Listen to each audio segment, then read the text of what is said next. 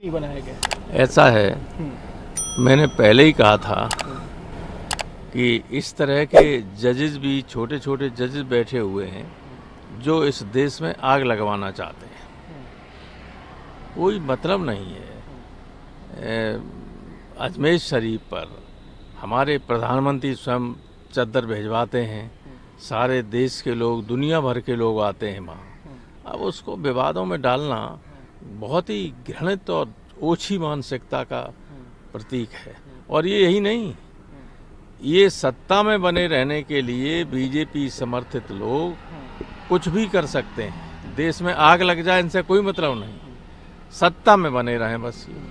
Sir, सत्ता के सवाल पर अखिलेश यादव जी ने कहा है कि जिस तरीके से अधिकारियों पर दबाव डालकर चुनाव जीता गया है वो पूरी तरीके से अनैतिक है। अब कोई डेमोक्रेसी बची नहीं भाई। मनमाने तरीके से डंडे के बल पर, गोली के बल पर लोगों को वोट न डालने दिया जाए।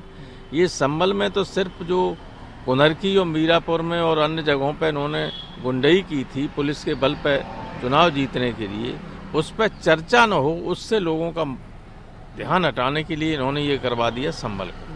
सर, बर्क साहब ने कहा है कि उनका नाम जो है एफआईआर में इसलिए डाला गया ताकि सच्चाई सामने ना आ सके, उसे छिपाया जा सके।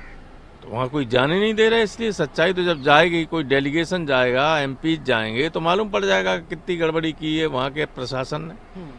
प्रशासन संभल के मामले में 100% दोषी है और जिस दिन निष्पक्ष होगी तो उसमें बड़े बड़े अधिकारी जेल चले जाएं।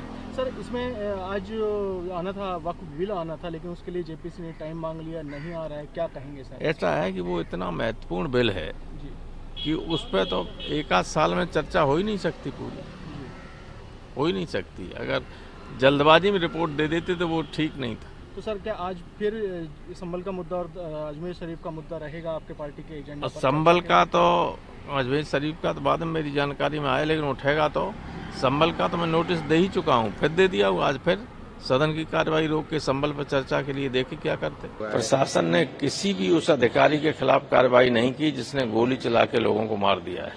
किसी भी अधिकारी के खिलाफ मुकदमा कायम नहीं हुआ। सब दिख रहा है, सीधे दिख रहा है। उस पर तो कोई सीसीटीवी कैमरा या ड्रोन की भी जरूरत नहीं। एवरीबडी हैज सीन इट कि कौन गोली चला रहा है, कौन गोली मारने के लिए कह रहा है। ऐसे लोगों के खिलाफ भी कोई कार्रवाई नहीं हुई। सर, बांग्लादेश में जिस तरह से इस कॉन्टेनर को गिरफ्तार किया जा रहा है, बांग्लादेश में कट्टरपंथी लोग सत्ता में आ गए हैं। भारत की सरकार को सख्ती से लोगों से बात करनी पड़ेगी। वहाँ जिस तरह से हिंदुओं के साथ व्यवहार हो रहा है। सर, संबित पात्रा ने ये कहा कि ईवीएम की वजह से ही बीजेपी जीत रही है और ईवीएम की उन्होंने जो डेफिनेशन दी, एनर्जी, विकास और मेहनत। अब हम क्या कहें संबित पात्रा पे, छोड़िए। हुई थी वो समाजवादी पार्टी ने स्किप की है, टीएमसी ने भी स्किप की है, तो क्या कहना सर आपका इधर?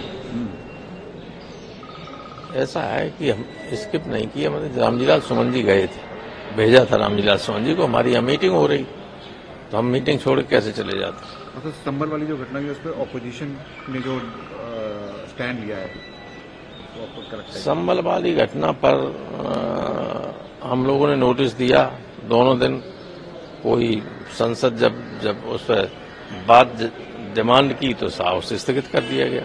ये जहाँ फंसने वाला काम होता है वहाँ हाउस चलने नहीं, सुनेंगे नहीं कि लोग, असली लोगों को दिखेगा यहाँ टेलीविजन से तो कौन क्या कह रहा है। सर, टीएमसी अलग हो रही है, उन्होंने वो मीटिंग में भी पार्ट नहीं लिया और वो भी कह रहे हैं कि सिर्फ एक अडानी का जो मुद्दा है वो नहीं होना चाहिए, और भी मुद्दे होने चाहिए, डिस्कशन होना चाहिए। नहीं तो हमारा मुद्दा तो संभल वाला है।